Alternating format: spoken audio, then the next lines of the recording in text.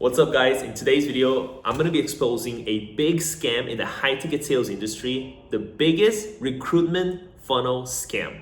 The way it works is people are going to post about a job offering saying that they're recruiting sales reps and they need you on their team. And once you go through the process, you fill out your information, they're gonna say, hey, it seems like you don't have the necessary skills yet. Are you open to putting down a deposit so we can train you? So you put down a $5,000 deposit so that you can get trained and placed within one of their internal teams. And once you hit a certain amount of revenue, they're going to give you the deposit back. But in reality, you're never going to be able to hit that revenue, or it's going to be extremely hard for you to hit that revenue mark because there's no real opportunities, because a lot of the times the leads that you're speaking to, those are unqualified leads. Now, I brought on a few people who are here to share their stories and their experiences within being in this company. So watch this video and do not be scammed. So I want to hear from, because she was the first one who joined. Tell me about your experience. I joined back in April of last year. I'm not entirely clear on the timelines. So basically, I was in it for a couple of months. I was brought in as a closer, and at first they made us go through this entire pretty much training course online that we had to do before we could start taking calls. So the online training probably took all of us individually maybe about 2 weeks when we first started. And then how did they frame the training at first? How did you even get across them? Was it through an ad, or how did you find it? I actually don't remember how I came across it. I would assume it was through Instagram. I want to say it was through Instagram. And then obviously when they first framed it, because I've been in sales for 8 years prior to this. So I was very familiar with high ticket sales. I knew about all of it already. So with the $5,000 deposit, in my head, I knew that I was being sold on a course. So back then when I first started, the requirement was I think you had to have been in high ticket sales for a certain period of time, and I think generated you might remember better than me, but I think they required you to generate 250,000 50,000 in commissions. So 500K in cash collected. No, the one where it was oh, you don't need to pay the deposit and you don't need to go through the training if you've done if you were considered a killer closer. Yeah. So basically, if you had experience being a killer, then you didn't have to pay the 5,000 deposit, but you had to have extensive paperwork to show that you've hit these numbers in the past before in the high ticket space. So for me, because I was in corporate sales, I didn't have these $500,000 worth of revenue. So I was okay, it's fine. I'll just pay the deposit, thinking I would get it back. But I guess what I wasn't aware is that I didn't realize that all the leads would be people that did not qualify. So the leads that we got were either people that had no idea what they were signing up for, because everyone thought it was a job because that's how they marketed it. And it was literally kids in their early 20s, some people still in school that just literally had no money to pay the deposit. And then on top of that, with them having no money, they also didn't have credit to be able to apply for financing to pay for this course. So that was literally all the leads that we got for, I want to say 2-3 months before they ended up shutting down the program. Wow. And I guess in the beginning, when you went through the training and you first started selling, how did they train you? How did they instruct you in terms of getting these people in? Did they have you market it as an opportunity? Yes. So you market it as a job, and multiple of us brought it up on multiple occasions. Why don't we just sell it as what it is, being a training course? Because there's plenty of people out there that will pay for learning. But if you're teaching people that this is a job, or you're trying to sell it as a job, and then people realize that it's a job they have to pay for, it immediately becomes a scam in their head, which makes it significantly harder to sell. But when we tried to voice our opinion on that, on their end, it was primarily Steven that we all communicated with. In Steven words, it's just well, basically, you're not good enough. You're not doing a good enough job. He would tell us how many sales he was able to make when he first started with no experience, blah, blah, blah. Pretty much 1 month in, I already knew that it was not working, but I was already on the payment plan. So when they shut down the department in June, I had reached out to them asking if I could get a refund. And pretty much the HR admin, whoever it was, got back to me saying like, you know, you got so many calls, and they were like, oh, you got a sale. But it was not true. I didn't get a sale. I just referred one of my friends when I first joined because I thought it was a good opportunity. But he joined pretty much like a couple weeks before the department shut down. So he was able to get his full refund just because he hasn't technically started. But for me, because I had already technically started, they told me that the best they can do is stop other payments from coming out of my account. So I already made, I think, 2 out of 5 or 6 payments at this point, and they said they could just stop the payments going forward. But then I was like, I literally I've been here for 2 months, didn't make a single sale, like that makes no sense. So I had actually tried to reach out to the company that the finance was through to try to dispute it, and obviously they notified Brad Lea's team. So I got another email. They reached out to me and was like, hey, like the gist of the conversation is basically like, we got notified that you're trying to dispute it, and we're telling you right now, you can either take our offer of taking just like half your money back, or if we go through, or if you try to go through with this dispute, like chances are you're not going to get any money back. So it's almost like a threat. Yeah, so when you did dispute, they threatened you? Yeah, pretty much saying like, you either take our offer of only getting half your money back, even though we basically gave you no job and nothing, and you no longer have a job, or like you don't get any money back if you try to go through with this dispute. And like all of that was an email writing. And then I had learned from, I think it was actually that told me they ended up being willing to like open it back in as an in-house product, and then just bringing back certain people, the top people.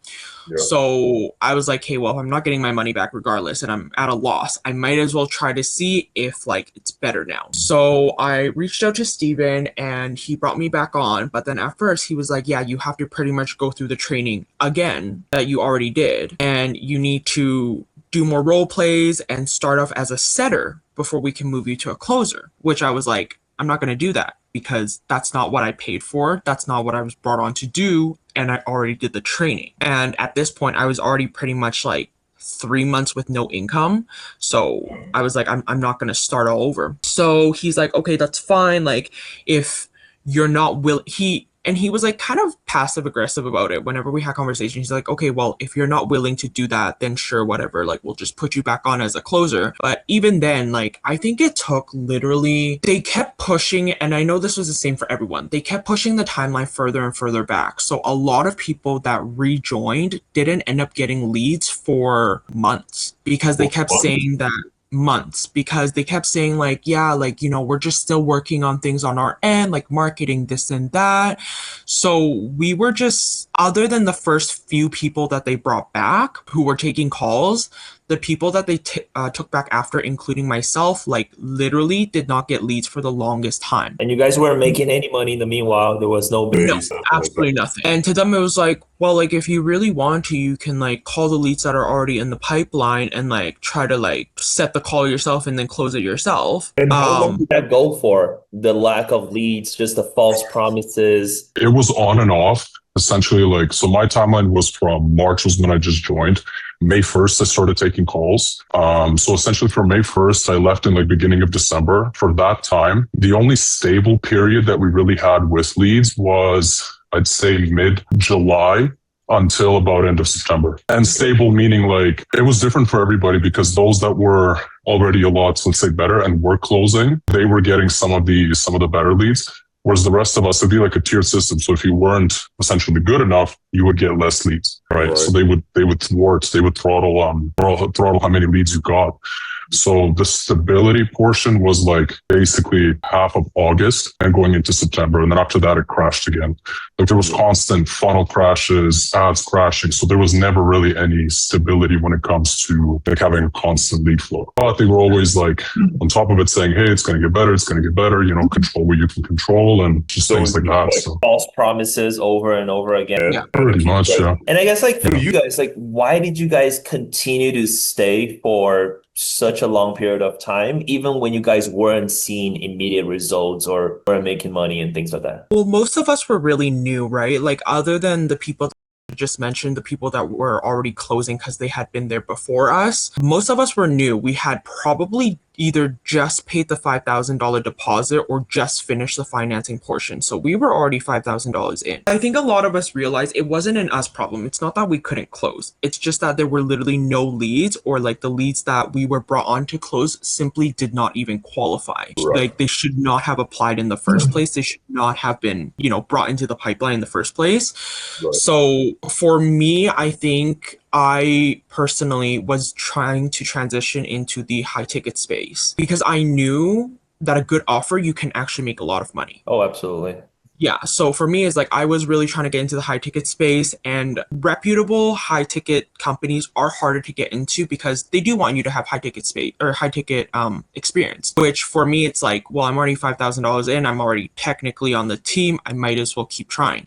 But I'm pretty sure by the time it was like probably September, October, I just fully gave up because I was like, this is such a waste of my time. Like, and I think for me, I realized pretty early on that I got scammed, but then it's like, well, I already got scammed. I can only see if it's, So in a way, you guys felt like, hey, I'm already 5,000 in deep. I might as well just write it out just so I can get my deposit back at least before I, fully quit. So in a way, it was kind of like it trapped you guys in there for longer than you guys wanted to. Because if you guys hadn't paid 5,000 and you guys were fed poor leads, would you guys have stayed the amount of time that you guys did? No, I would have left so fast. No. But now looking back at this experience overall, how do you feel about just the marketing, the tactics, the way they got you when you guys were newer to high ticket space and, maybe even a little bit naive to like the whole aspect? How do you feel looking back at this whole experience? Honestly, I think I would have been a lot less frustrated if they simply marketed it as what it was, being a training program. Right. That at least it's not like I wouldn't have felt like I was scammed, because I would have signed on knowing exactly what it was. And don't get me wrong, I've paid for courses before, right? I've paid for like an Amazon FBA course before, and then after this, I did a real estate course where we market it as what it was. We're teaching real estate agents how to do real estate, and people are more than happy to sign on, right? So I think for me, it was just like I was promised a job and it wasn't, and I was being gaslit that I wasn't making money because of my abilities, which I know is simply not true. So that was mostly where the frustration came from. What about you? Like, how do you feel after, like, looking back at this experience? Like, how do you feel about this whole thing? For me personally, like, I'm not a person that has many regrets in life because I understand that, like, every decision that I have made, I have learned from it, right?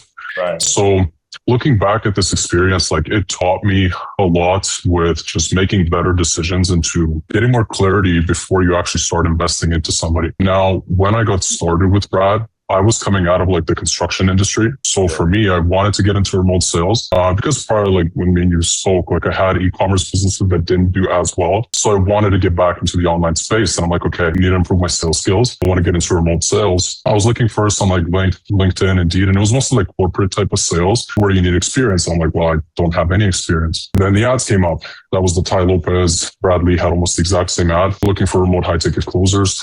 Now, I had been following Brad for 3 years at least. So I had seen him like on podcasts with Andy Frisell. I've seen him with Patrick Bet-David, right? So I'm like, the credibility was almost like, for me, it's like his brand recognition was up here for me. So I came onto the interview. I mean, I thought it was going to be an interview, but I was so nervous. And I had made up my mind prior. I was like, I'm getting this job. In my mind, I was like, I'm getting this job. I'm not taking no for an answer. You just got to keep pushing, right? So I talked to a very nice lady. She actually ended up training me a little bit later as well. And yeah, at the end, she just goes like, yeah, you're not quite there with your skills, but we would have to train you. Are you open to training? I'm like, of course I'm open to training. I know I need to train, right? Like, I'm not going to be, stupid about it. So then she drops the deposit and I was like, done. I had money in like credit cards and loans. And I'm like, okay, this is kind of the next step. You have to invest into yourself if you want to grow, right? That was the mentality I was going into it with, and jumped into the training. Same thing. Took me about a month to complete the training. And yeah, I got placed onto the offer. At that time, it was with One Call Closers. So it was the sales agency that was running Brad's offer. Yeah, I heard about them. Yeah, May 1st, I started taking calls. And that whole month, they must have changed the deliverables on what we were pitching twice or 3 times. So I could already tell, like, I joined something's weird because I was making friends with people who were on that offer longer. that were there for already like 2 months, 3 months, and that have already gotten their deposits back. And they were saying like, hey, in February, we did like $1 million in cash collected. And I'm like, are you guys talking to the same people that we're talking to right now? Like borderline homeless people. Like I would text somebody to confirm. They'd be like, hey, can we push our interview back? Like I'm homeless right now. I'm going to be homeless for a couple of days. And I'm like, weird, but okay. You just got to, it's a numbers game. You got to sift through everybody and just keep pounding the phones pretty much. Okay. Worked the whole month, didn't close anybody. We ended up doing like 150,000 in cash collected for the month of May. There was, I think, over 100 people in the Slack that were taking calls. Everybody's like at different time zones and part-time. Collected for 100 people taking calls. Yeah, but everybody was like, some people did this part-time, some people did this full-time. Like me, I dedicated full-time hours, even more. Like I would be 10, 11 hours a day of availability that was open, right? So it was different levels. It wasn't like a traditional high ticket where like it's almost like a 9 to 5 where like you got to be available for these hours and you're getting this many leads, right? It's like you control your own schedule, do whatever you want.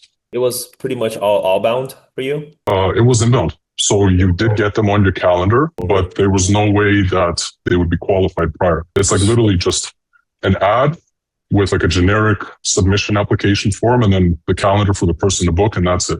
So they would show rates. But none of them were qualified, and it was your job to qualify them. And just sell them on the call? Pretty much, yeah. Well, you'd be positioned as like a hiring manager, right? Yeah. So you're going through the whole like interview process. And then at times you have to tell people, those that were already making a lot of money. So he was talking about like she came out of corporate. The system that they had is like you had to have made 250,000 in like your own personal take home for the last like 3 years in order to bypass having to put the deposit down for training. Right? And how many people would be qualified for that specifically? Like, how many people were brought onto the team without having to pay any deposit? We had a list on the side where we would kind of hand those people off, and I think Steven or somebody else would have to contact them and go through like a whole interview process and a role play. Like an actual interview process. Apparently that's what, we thought it was going to be. But then there were often times where the leads that I had already like put off to the second interview list would contact me like a week later, be like, I still haven't gotten a phone call. And I'm like, well, that's weird. Isn't a company that wants killer closers, shouldn't they be reaching out to them like ASAP? Every now and then these like little things would start happening, and I would start like paying attention a little bit more to what was happening. Yeah. When you guys noticed that it was some sort of like a bait and switch type of offer where now that you bought the training program, you're selling the same thing. When did you guys notice, that was a little bit weird and you guys start questioning, I guess, the ethical way of the company? For me personally, it was a little bit different because I had come in with zero experience. So I had no like preconceived notion of what it is to be in sales or what remote sales is. I was just happy I had an opportunity because the construction company I worked for prior, they almost went bankrupt. They had to let everybody go and I didn't get paid my last paycheck.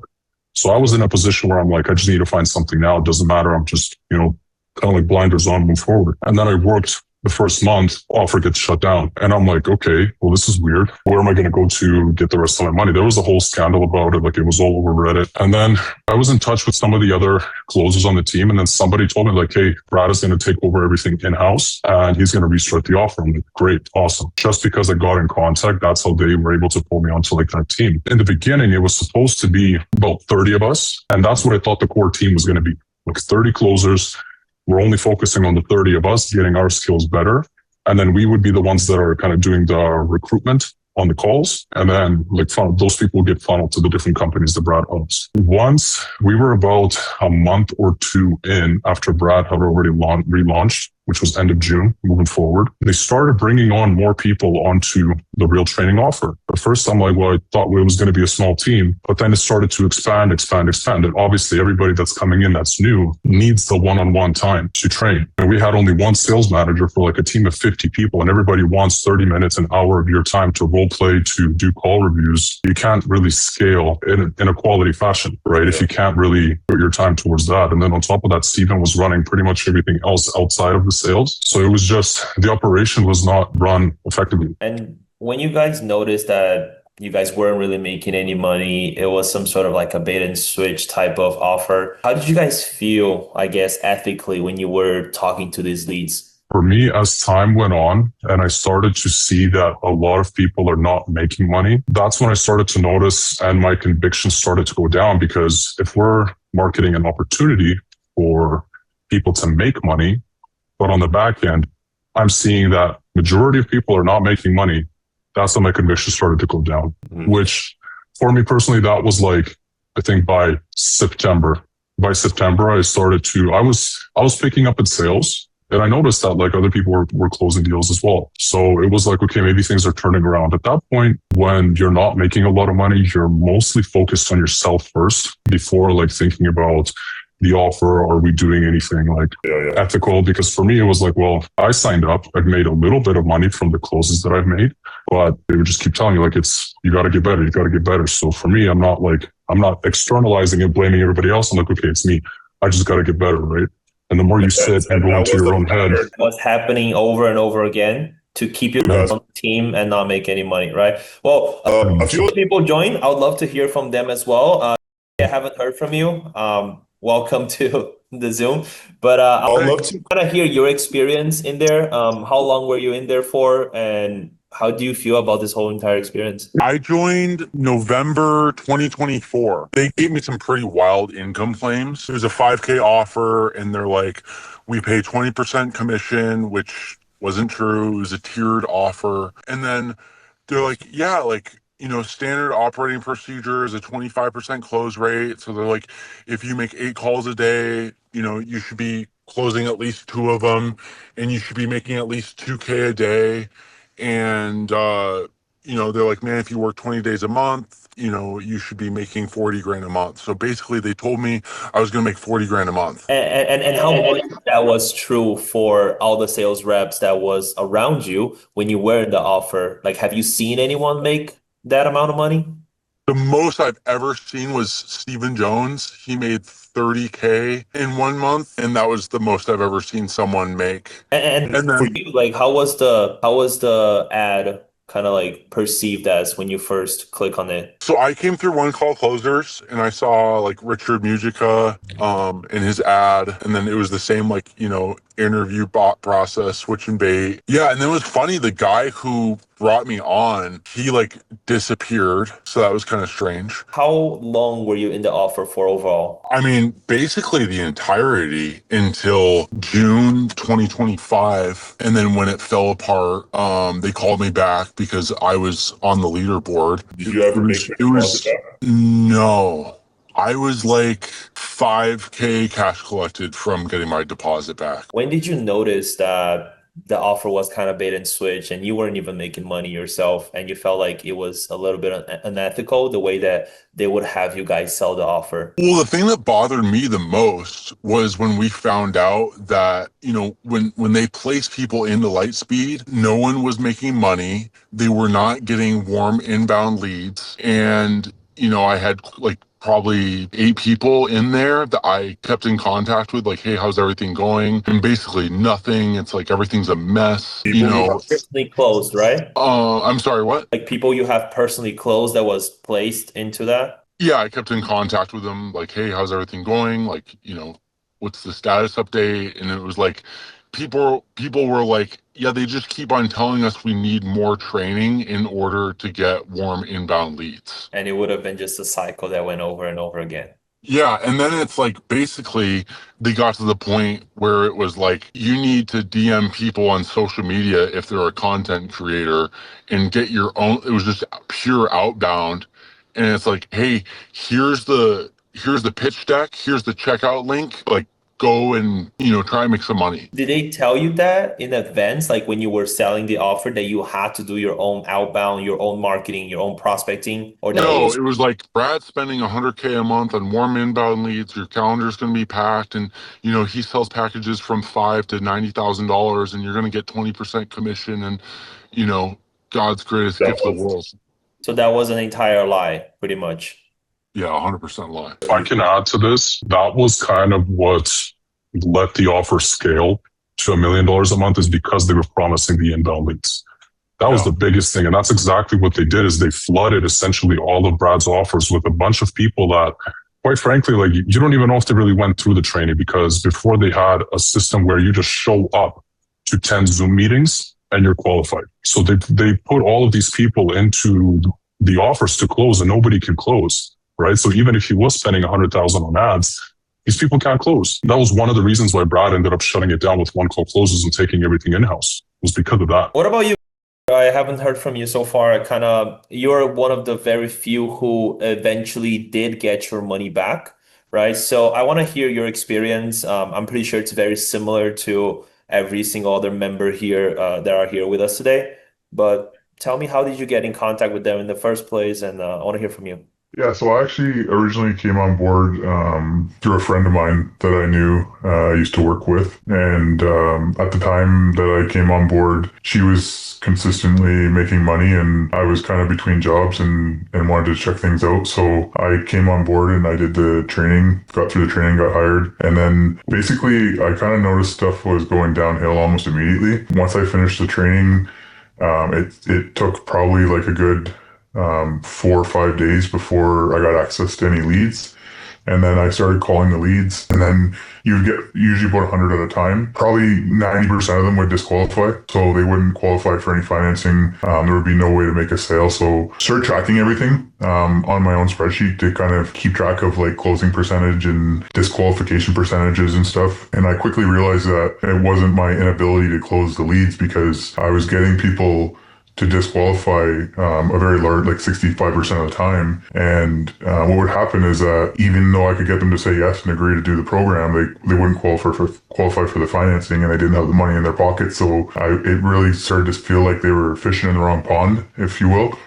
Yeah. Just getting people that were not qualified to be a good lead. And so then I wasn't making money. And then you'd go through 100 leads, and then you would ask for more. It would take them anywhere from 3 to 5 days to even give you more leads. So you just had to go back to the same 100 leads and... Yep. And they wouldn't, like, it would take days. I'm not even exaggerating. It would take days.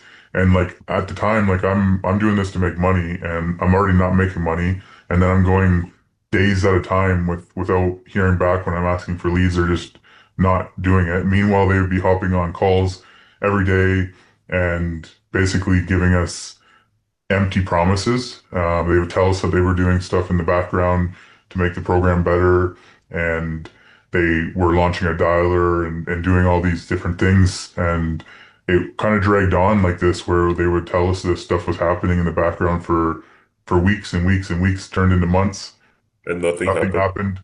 And then finally they did have something happen. They did launch the dialer, but even after the dialer was launched, me and about a dozen other people were locked out of it. They couldn't even get access to it for the first 7 or 8 days that it was launched. I couldn't work.